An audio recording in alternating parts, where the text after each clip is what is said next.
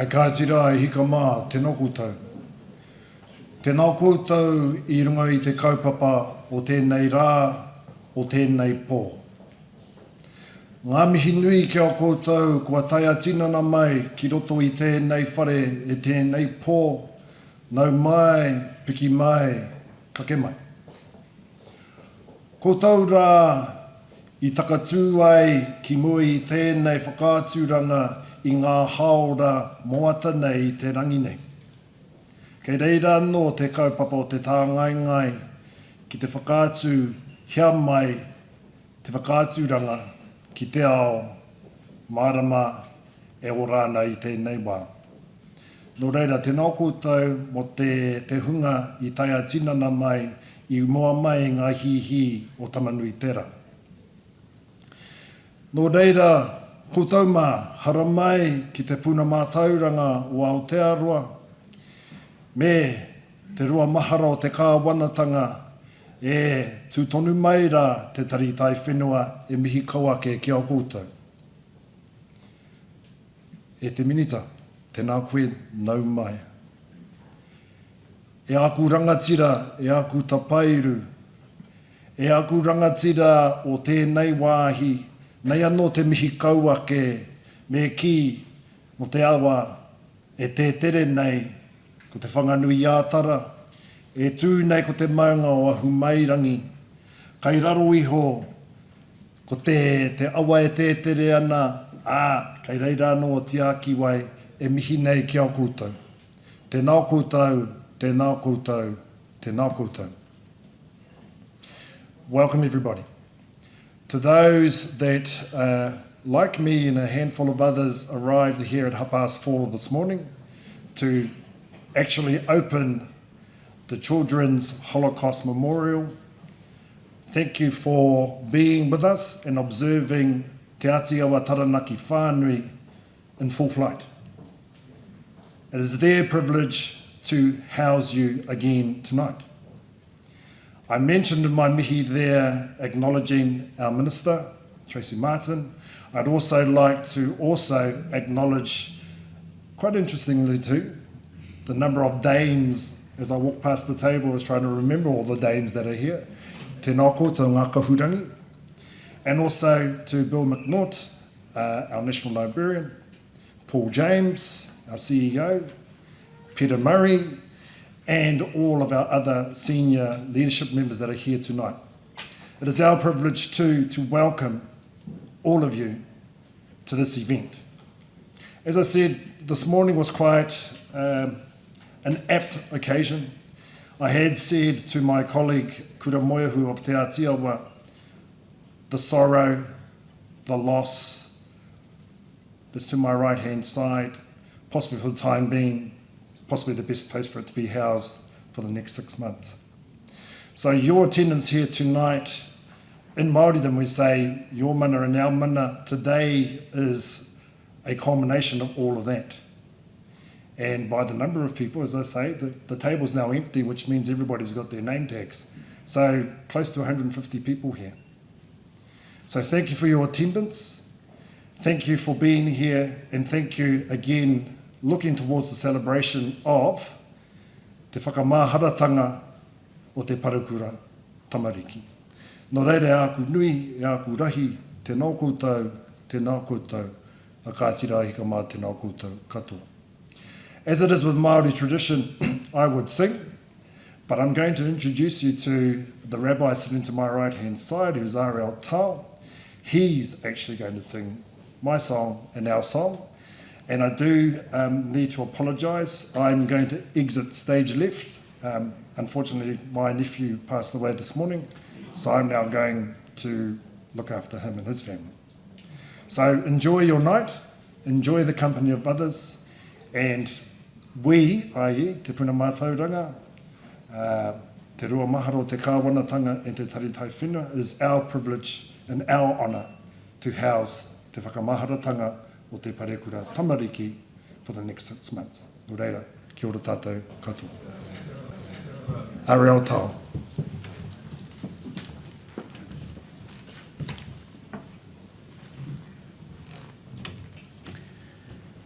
Good Good evening, everybody. Erev Tov. I was thinking about what to do, how to open this event. This morning, we actually opened it with prayers from the Maori tradition, prayers in the Jewish tradition, and everyone stood in a circle and said, Shema Yisrael, Ani Ma'amin, and Noseh Shalom. It was a very, very powerful moment, and for those who was privileged to come, we really had our tefillah, had our prayer in the name of everyone in the Wellington community, in the wider Wellington community, and specifically in the Jewish communities, and everyone who's here to recognize this very, very important exhibit today. There's a Jewish song that we sing in tefillah, in our prayers, on the high holidays, on Rosh Hashanah and on Yom HaKippurim, the New Year's. And it is called Chamol al Ma'asecha. We're asking God, we're asking Hashem to have compassion on all of your beings. And I think in the context of everything, in the gathering here today, which is ever so bittersweet, it is a very appropriate song to sing. Chamol al Ma'asecha, God, will you have compassion on all of your creations? I will sing it. For those who know it, you're welcome to join with me, hum along, or just listen.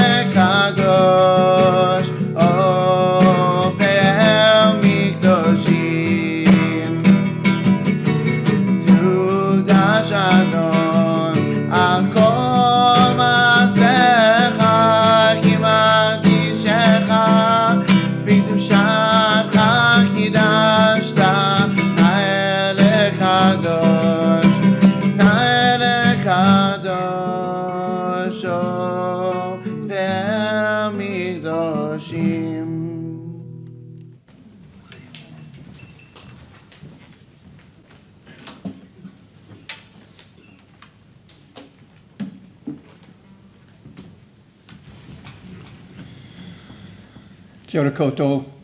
My name is Bill MacNaught. I am the National Librarian, and it's my very great privilege to welcome you all here this evening.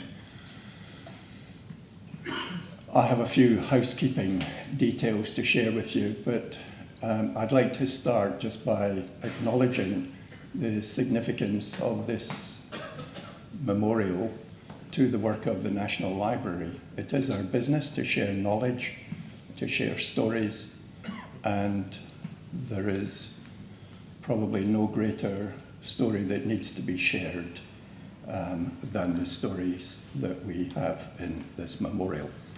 So it's my very great privilege to have worked with the Holocaust Centre to bring this memorial to the National Library. So to the housekeeping matters, in the event of an earthquake, please get down to the floor and wait for further instructions from staff about any evacuation procedure.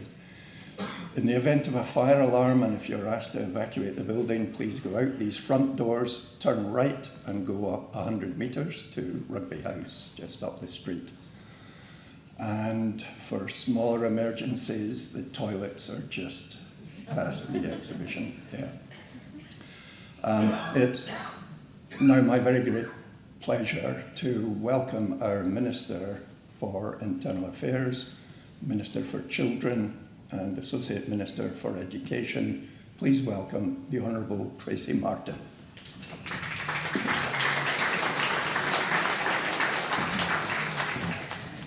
Tēnā koutou, tēnā tātou katoa, and good evening.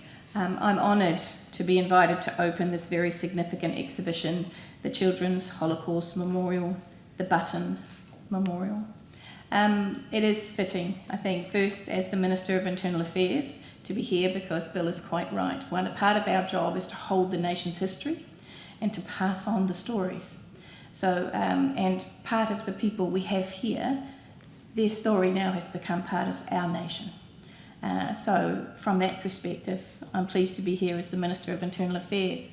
As the Minister of Children, I guess I don't have to explain that. And also as the Minister of Seniors, because some of those children grew up, and I now look after them in another way.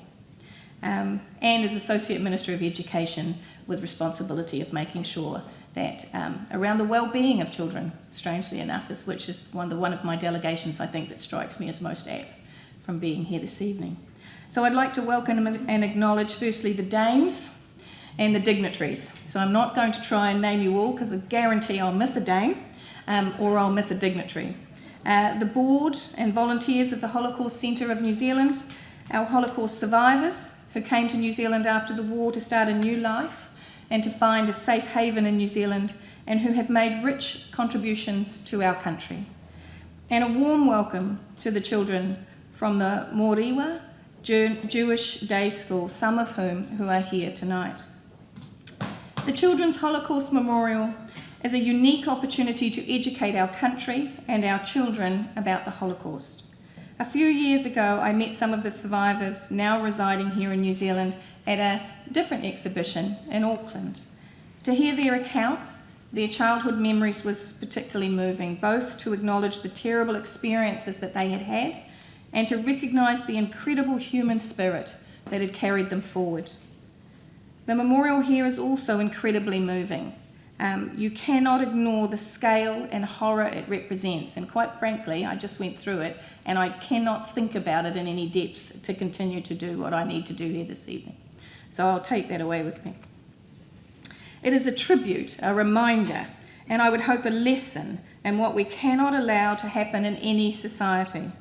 The world progresses when we see the humanity in others, when we use what we have in common rather than focus on our differences.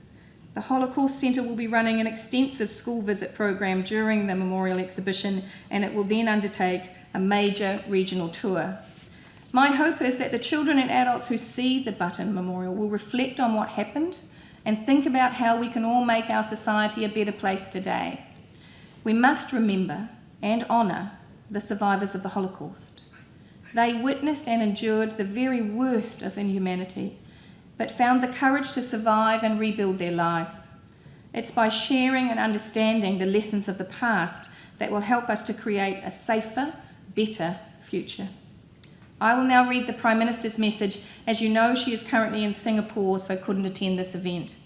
And it reads, "It is a privilege to provide a message for the launch of the Children's Holocaust Memorial today in Wellington. I am sure you will leave here today incredibly moved by this dedication to the 1.5 million children killed in the Holocaust, and I know this memorial will serve as a powerful reminder of how important it is for every one of us to stand up to discrimination and prejudice. The reminder is sadly more timely than ever as people in New Zealand and the world over grapple with the devastating tragedy that occurred in Pittsburgh less than 3 weeks ago. I would like to express my most sincere condolences to our Jewish community here and the wider Jewish community worldwide. It is our duty here in New Zealand to foster a community where we speak out whenever we encounter discrimination and hate speech. Education can play a huge part in that. I am pleased that the memorial includes a dedicated education and learning space and a public speakers program with strong social justice themes, alongside a creative art installation of a series of cascading metallic cabinets containing over 1 million buttons to symbolise the children who died in the Holocaust. After Wellington, the memorial will travel to Christchurch next April and then on to Auckland before touring New Zealand's major regional cities and centres. I hope members of our Jewish community find comfort in the memorial, and I hope New Zealanders from all backgrounds take the opportunity to visit the memorial, reflect and consider the part we all play in fighting discrimination and promoting unity and peace. Thank you very much.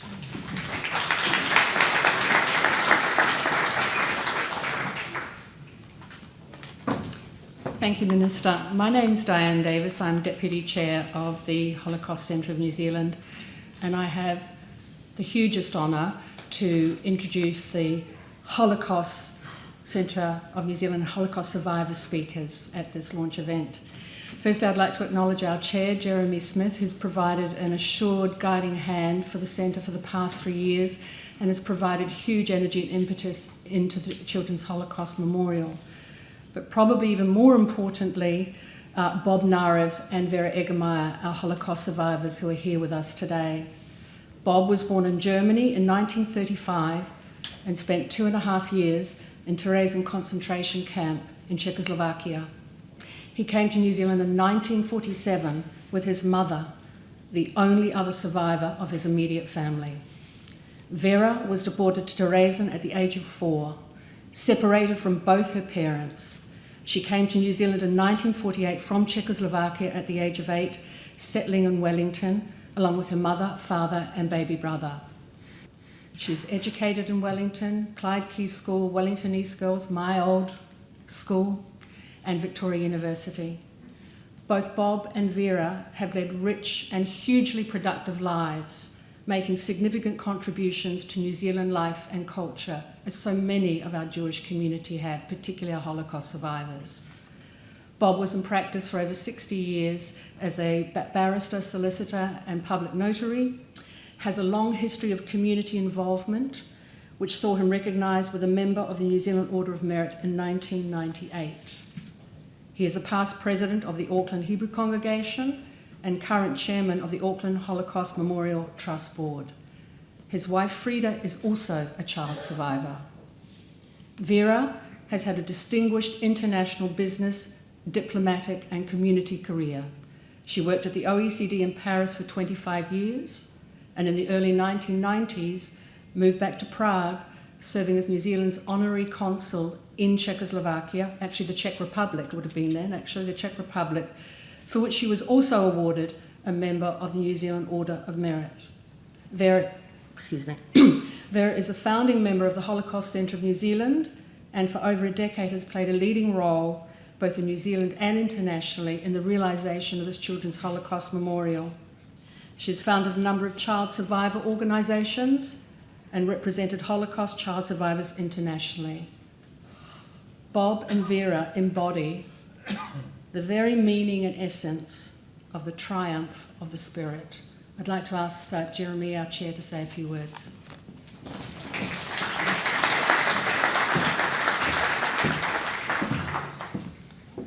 Thank you, Dianne.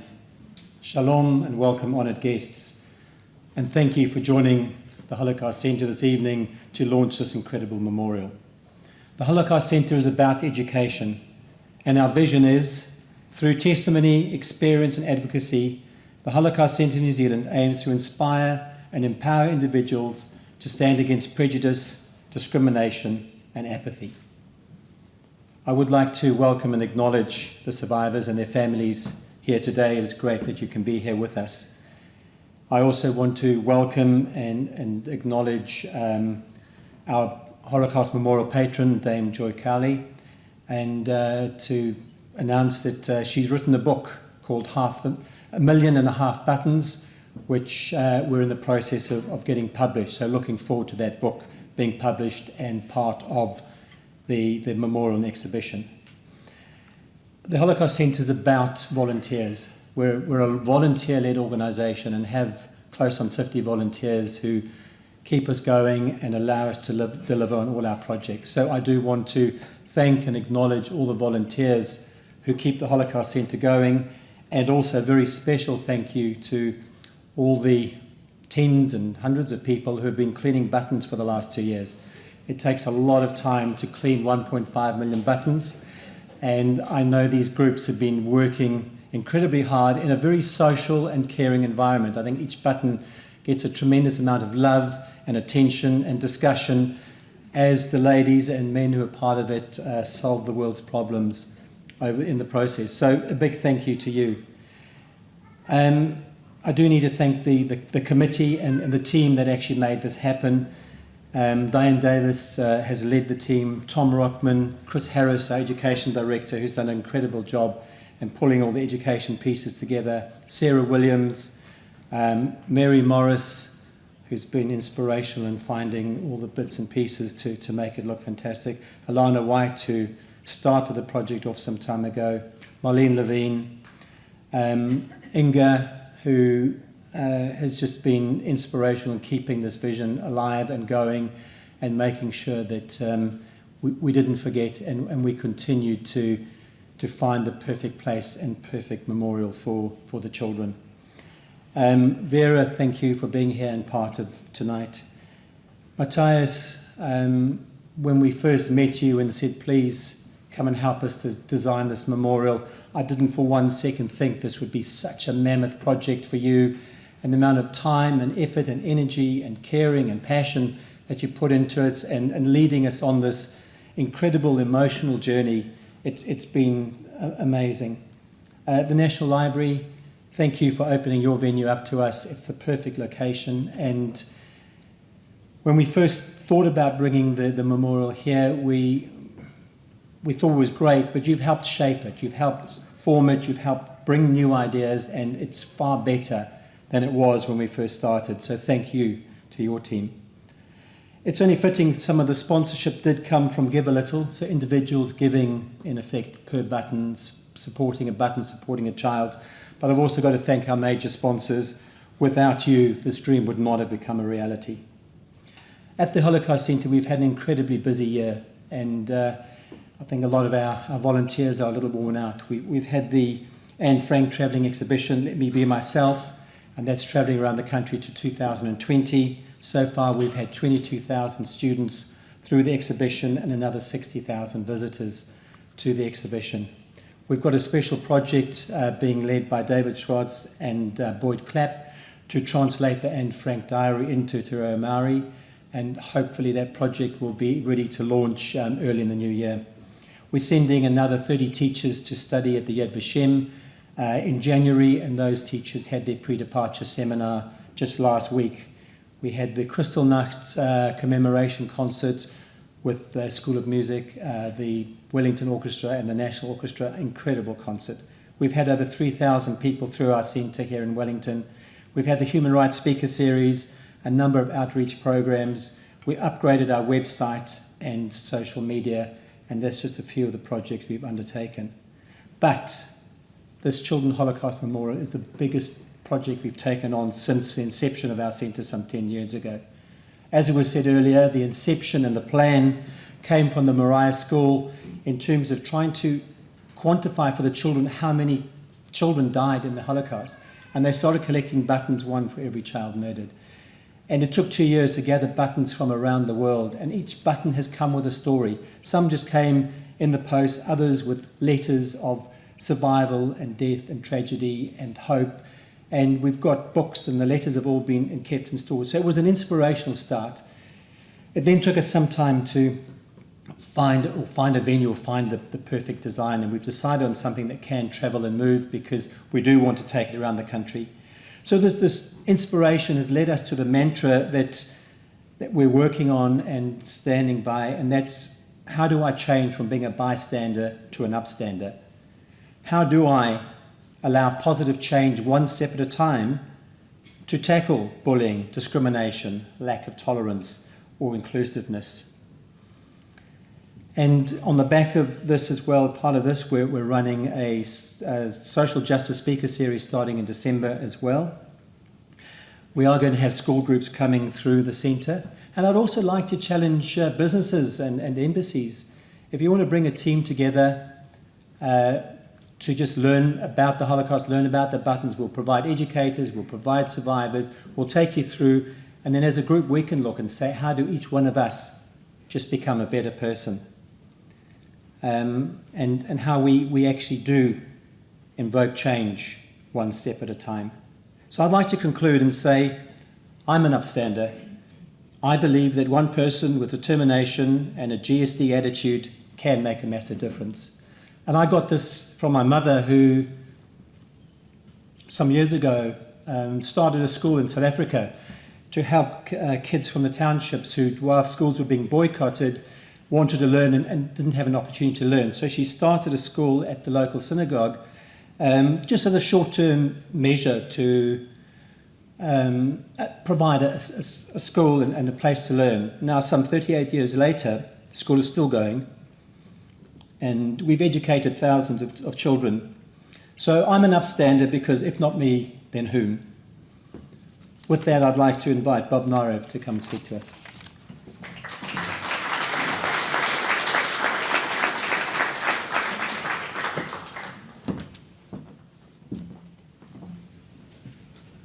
Tēnā koutou, tēnā koutou, tēnā koutou katoa. Shalom, everybody. Minister, honoured guests who have already been mentioned, ladies and gentlemen. Just a few brief personal reflections apropos this evening's event. From the age of 6 to the age of 9, I was an inmate of the concentration camp of Terezin in Czechoslovakia. From the age of 3 to the age of 6, my wife Frida was hidden by a righteous Catholic family in Poland at the risk of their own lives after Frida's parents and an older sister had been killed. Had it not been for the vagaries of fate or for divine intervention, whichever one believes in, 2 of the buttons being dedicated this evening could well have represented the short lives of Bob Narev and Frida Mlacka as victims of the Holocaust. The details of how we survived is for another time and another place. Suffice it to say that we came to the paradise that is New Zealand in the late 1940s, met and married 60 years ago, raised 3 children, themselves now parents, and have the joy of boasting about 8 grandchildren, even though all of them now live in Australia. As the family grew up, we came to the growing realization that the great gift and privilege of having survived the Holocaust carried with it a duty not only to bear testimony for those who were no longer able to speak for themselves, but also to deliver the message that is so eloquently contained in the words attributed to the Spanish philosopher George Santayana and repeated by others, including Winston Churchill. Those who cannot remember the past are doomed to repeat it. Thus, when my wife and I were first asked to speak of our experiences to a class of school students over a decade ago, we readily accepted the invitation and found it gratifying to satisfy what was clearly a thirst of knowledge on the part of both students and teachers. They proved eager to learn firsthand from survivors of the enormity of the Holocaust and the consequences of discrimination, disenfranchisement, persecution, and ultimately meticulously carried out on an industrial scale murder of 6 million innocent people. As a consequence of that one talk reported in the Education Gazette, we have since been asked to speak to over 50 schools and adult groups, both in Auckland and further afield, hopefully thereby conveying not only the events themselves, but also the imperative of valuing humanity. Especially during the Q&A sessions which follow our stories, we emphasize to students that bullying in the playground is a form of discrimination and persecution. And we, as Jeremy has already said, encourage them to be upstanders rather than bystanders. Other organizations such as the Holocaust Center itself and individuals have of course conveyed similar messages and provided educational material so dramatically epitomized by the project which we're dedicating tonight. 10 years ago, the Listener published an in-depth article of the Holocaust. On the cover of the issue were the words, "How the World Produced a Monster," accompanied by the passport photographs of 2 young children of me and my future wife in the corner. When we show that cover to school audiences as part of our talk, we're invariably asked how we felt about being on the cover of a national magazine with Hitler. Our answer, he is dead and we are here. We are compelled then to ask ourselves, why are we here and doing what we do? We obtain the answer to this from the well-known and compelling dictum of the 18th century English statesman and philosopher Edmund Burke. The only thing necessary for the triumph of evil is for good men to do nothing. Thank you.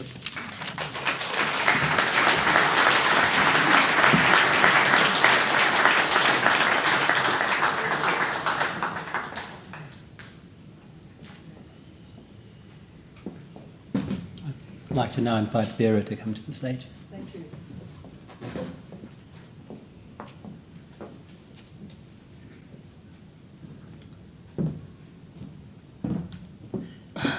I'm so pleased that so many of my friends, my school friends, and my family, and so many of the Wellingtonians I have grown up with are here today. Thank you all for coming. So my name is Vera, and I'm going to tell you a story. 1.5 million children, their lives are symbolized in the room next door. And I'm just going to tell you about one of them, just one. The story behind a single button plucked out of the mass. Here's the young boy you saw on your invitation for today's gathering. Joseph Maltner is his name. I always knew we had a cousin called Joseph. And I had some dates around him. And, you know, his date of birth, the dates when he was transported first to Terezin, the same camp as Bob and I were in. And then he was transported to Auschwitz. And on the basis of these few dates, I actually put up a memorial for him, along with all our other perished our lost family, in the Jewish cemetery in Prague. But there was no face. There was no face. I didn't know what he looked like. What did this boy who disappeared with hardly a trace actually look like? The impetus to find out more about him came with the completion of this exhibition, of this memorial. So I searched far and wide on the internet, in archives, and I searched through our remaining relatives in Bohemian villages. And finally, I did unearth one single remaining photo in a kibbutz in Israel. And it really is him, because his name is printed on the back. Besides that, there is an unmistakable family resemblance which has resurfaced from generation to generation.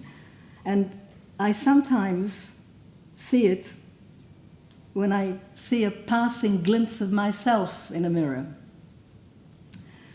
The boy on the photo, and you will see that, he's wearing a smart jacket and tie, and he looks very tidy haircut, hardly the country boy he was. What was the occasion of the photograph, I wondered? When I found out that his mother had to put him into an orphanage in Prague in the hope that she would save him, I imagined that she spruced him up for the photo at the time of application. So the parents, that mother, my parents, were desperate to save their children. Hiding and flight were options only for a tiny minority of affluent and well-connected people. Only a handful of the people on that Nicholas Winton, who is also a patron of this project, saved, the 669 Czech Jewish children that he evacuated in the Kindertransport, were actually of modest origins, like Joseph and me. Most parents at that time were actually transfixed, condemned to ride it out, hoping and some praying that the whole remorseless persecution process would eventually cease. Never imagining what was finally in store for them. That was actually unimaginable. My mother was faced with the same decision as Joseph's mother, a terrible dilemma. What should she do with me when her order to go on a transport was received? There was no one left at home. No one was prepared to take me in. So she was forced to place me in a small Jewish home in Prague. Institutions, whether they be orphanages or convents or monasteries, are often very dangerous places. Ideal hunting grounds, and throughout Europe they were raided. I was deported from a small children's home like Joseph. As it happened, my mother's decision was worked out. It was not fatal, because the war came to an end and I was liberated and did not succumb to the rampant typhoid which came from the death marches converging in Terezin when I was still there. The decision Joseph's mother made turned out to be a tragedy. She lost her precious boy. And what were the lives of survivor children like me and those in the room next door before being transported to concentration camps? The lives of Peter, Martin, Dina, Klarichka, whose faces you will see when you enter the room next door.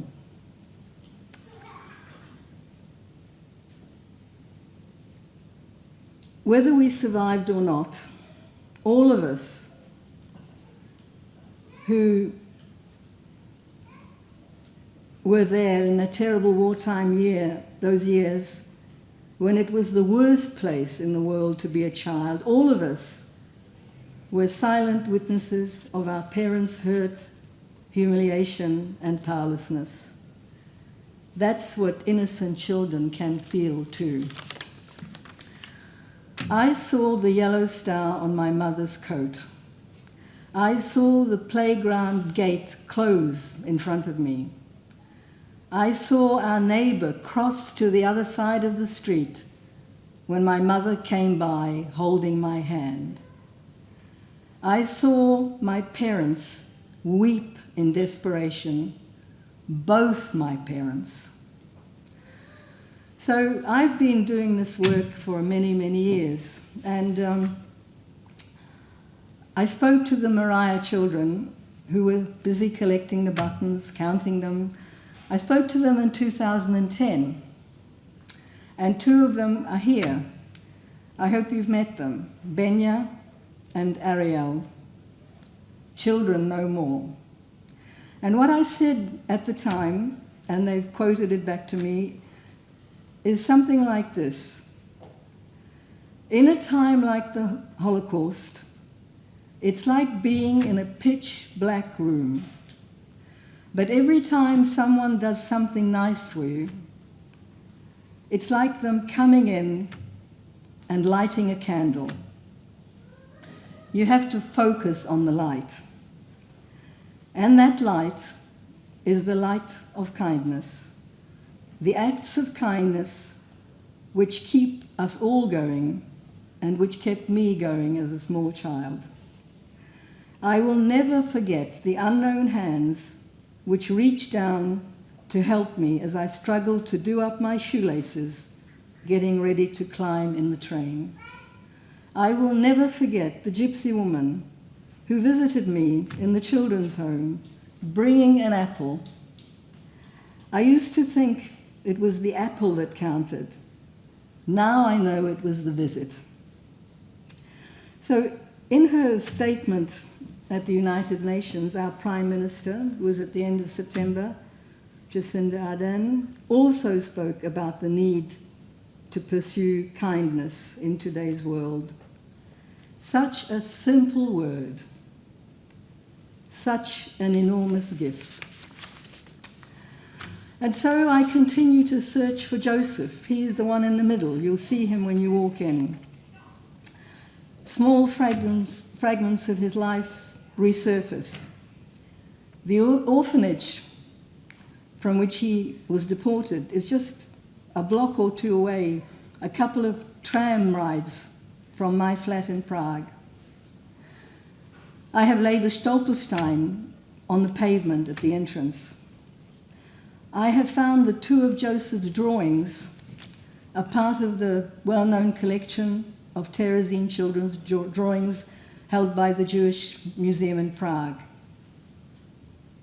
They were signed, he signed them, and they're of costumes, costume designs for a play. A 14-year-old country boy, incarnated in Terezin, draws costume designs.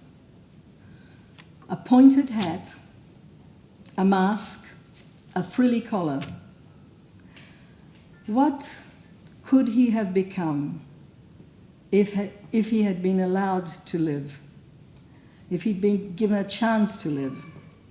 We will never know that about any of them. Their lives were simply cut off because they were Jews. So, as I continue to look, I find more. Joseph and I were once in the same place, but at different times, just like Bob and I. Our feet trod the same path from the train in Terezin. Today, I feel we are here in the same place and at the same time, and that we're here with our whānau. So thank you for listening, and discover the children. Thank you.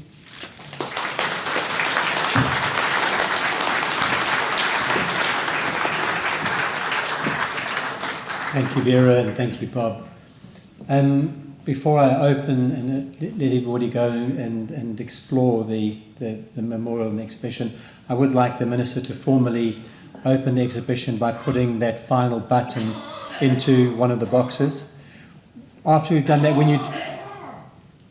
when you do go through, we've got Mateus, we've got Chris, we've got other people from the centre who can actually take you through and talk you through the design and the stories and the people in there. So find one of the Holocaust people and they will show you around. But can we ask the Minister please come and put the final button in?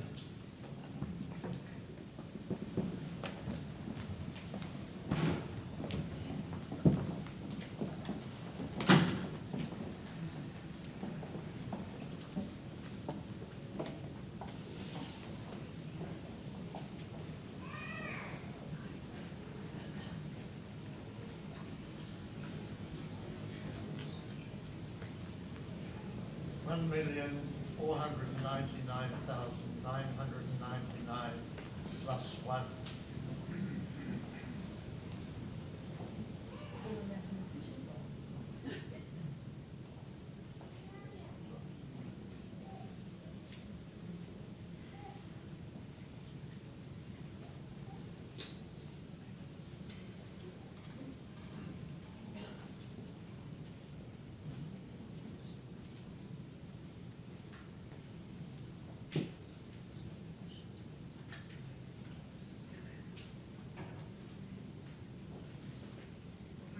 thank you. Well, the exhibition and memorial is now officially open. Please make your way inside. There are refreshments over there. For those of you who've got to wait a couple of minutes to get in. And I do hope you enjoy experience is all I can say. Thank you very much.